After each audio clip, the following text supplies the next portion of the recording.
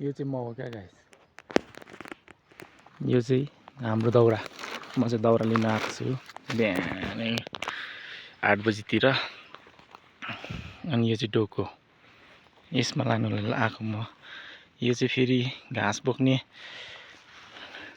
पत्कर बोक्ने मात्रै डोको हो। यसमा चाहिँ दाउरा चाहिँ बोकिँदैन, एकदम ठुलो छ। अब सक्छु सक्दिनँ अहिले हेरौँ है त। अब चाहिँ म स्याट लाएर दाउरा काट्छु। दाउरा काट्नुको लागि चाहिँ सानो सानो कडा एकदम धार लाएर रेती लाएर लिएर आएको खुकुरी छ होइन।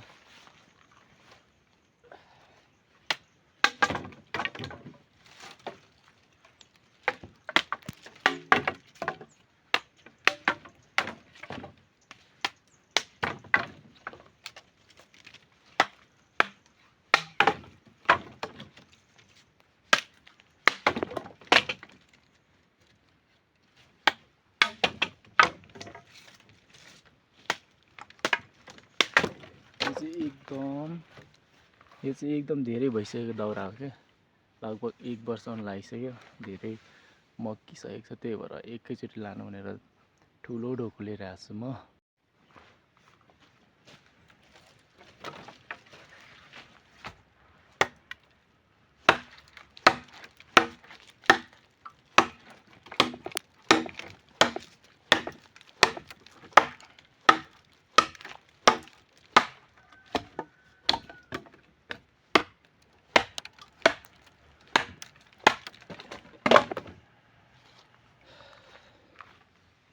मैले काट्न थालेको चाहिँ 5-7 मिनट भइसक्यो होइन। मैले चाहिँ यति काटेँ।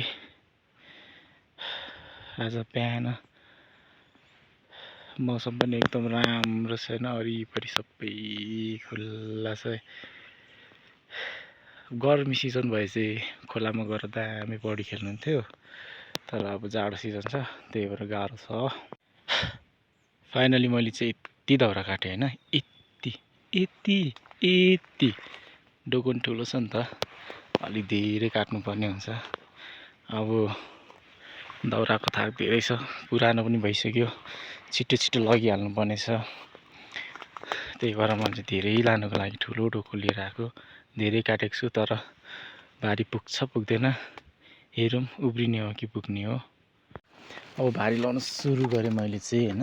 अब दाउरा भारी लाउँदा चाहिँ जेपिटी जस्तो सुकै लाएर पनि हुँदैन क्या, एकदम मिलाएर राम्रोसँग लाउनुपर्छ, अनि मात्रै धेरै अँट्छ नि त। त्यही भएर एउटा एउटा लाउनु पर्ने हुन्छ, गनी हुनु त। अब यसरी एउटा एउटा लाउनु त टाइम पनि लाग्छ, अलिकति अल्छी लाग्दो पनि हुन्छ, झ्याउ लाग्दो पनि हुन्छ। तर पनि अब धेरै लानुपर्ने छ। धेरै लानुको लागि घाँस लाएको जस्तै गडाङगुडुङ लाएर लानु मिल्दैन, बिस्तारै लायो एउटा एउटा गन्दै। यतिन्जेलमा मैले गनीको भएले 10-12वटा चाहिँ हुन्थ्यो होला, तर अब गनी राखेर साध्य नि त हुँदैन नि त। अब यति धेरै हुन्छ, कतिवटा गनी राख्ने। अब फेरि मेरो दाउरा काटे चाहिँ 2 साइजको छ कि, एउटा अलिक छोटो साइजको छ, एउटा चाहिँ अलिक लामो साइजको छ क्या। 2 साइजको होइन, एउटा लामो एउटा छोटो। तल तिमी लाग्छ, माथि लामो छ छोटो छ।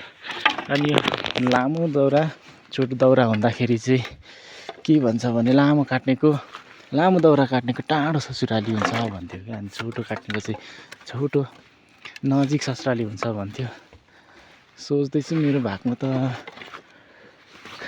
दुईटा नै छ कि जस्तो लागिरहेछ क्या। फाइनली मैले चाहिँ दाउरा भारी चाहिँ लगाइसकेँ होइन। भारी चाहिँ अब के हो यत्रो धेरै मलाई आँट चाहिँ आइरहेको छैन है। यो म लगेर उठाएर लग्छु भन्ने चाहिँ आँट छैन, तर जे होस् उठाउन सकेँ भने चाहिँ म लान्छु जसरी पनि।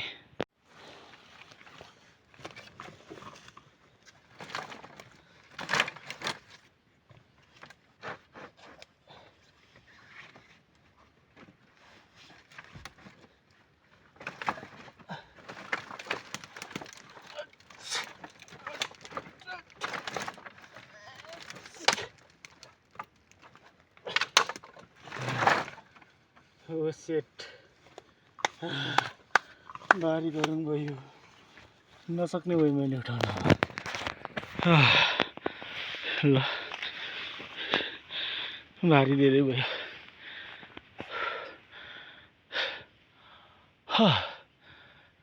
सास बढ्यो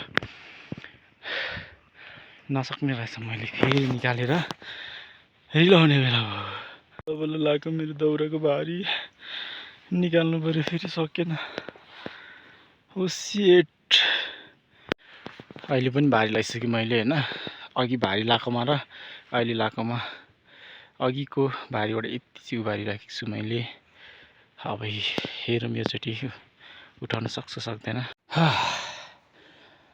फाइनल्ली मैले चाहिँ उठाउन सफल भइसकेको छु अब भुइँदेखि उठाउन सक्यो भने चाहिँ म घरसम्म नै पुऱ्याउँछु सास बढ्यो मेरो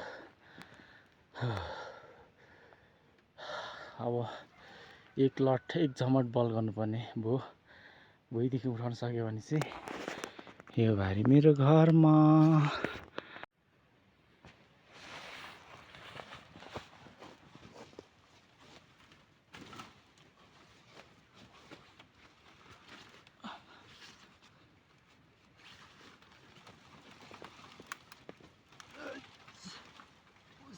Shit.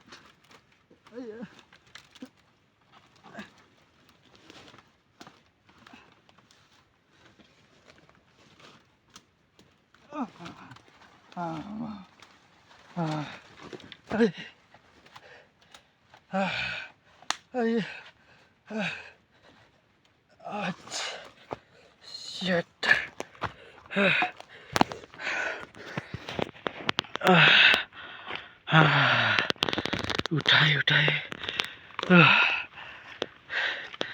बल्ल अब चाहिँ मलाई खासै टाढो घर चाहिँ छैन नजिकै छ त्यही भएर पनि अलिक होप थियो पुग्छु भन्ने उठाए तर कहाँ अड्क्यो फेरि ओइ ठुलो भाइ यस्तो अड्क्यो भने त हल्का तान्दाखेरि फेरि पेटेर ल्याएर गडम गुडुक लडाइदिइहाल्छ क्या त्यही भएर यस्तो घारीतिर होसियार भएर हिँड्नुपर्छ घर पनि नजिकै छ यहीँनिर हो छेउमै पासमै हो मेरो घर पनि म चाहिँ लाग्यो अब नजिकै छ ओइ कहाँ अड्क्यो फेरि ल फाइनली गाइस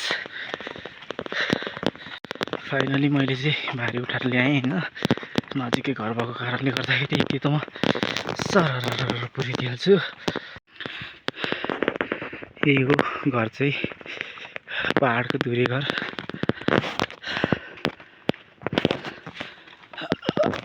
पुगी पनि सकेँ म घर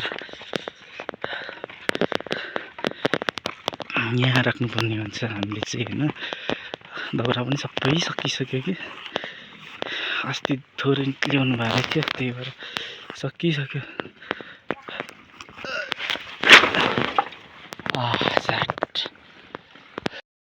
घर पुग्यो दाउरा अब यति भएपछि आजको काम सक्यो मेरो